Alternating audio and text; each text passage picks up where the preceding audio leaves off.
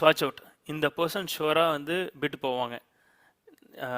யாருன்னா சிவாங் குமார்ங்கிற ஒரு பவுலர், ஒரு 23-year-old player. Madhya Pradesh premier league ஆடினவர் அவர். Okay, is a left arm chinaman bowler.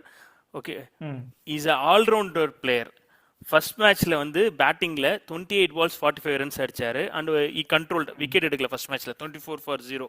Okay, second மேட்ச்ல பியூட்டிஃபுல்லா விக்கெட் எடுத்தாரு. 25 runs 3 wicket 4 ஓவருக்கு.